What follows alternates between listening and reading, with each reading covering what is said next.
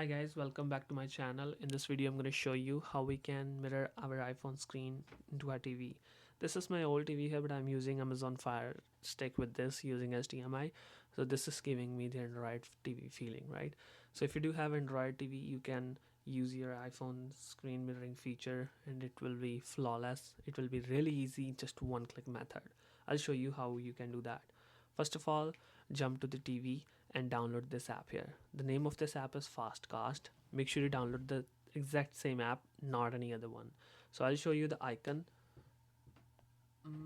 I hope you can see the icon clearly. Make sure do not any other app here.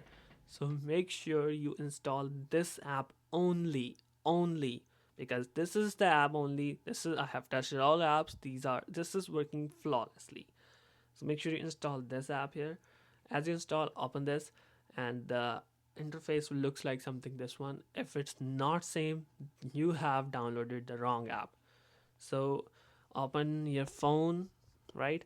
So make sure you are connected with the same Wi-Fi network on both devices, your iPhone as well as your TV.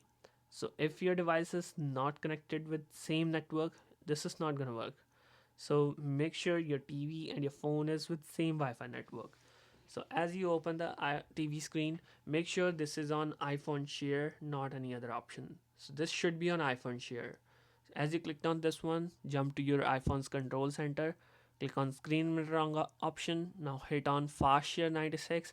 This device name is Fastcast 96, Fastcast 96, and this will start sharing your screen on TV.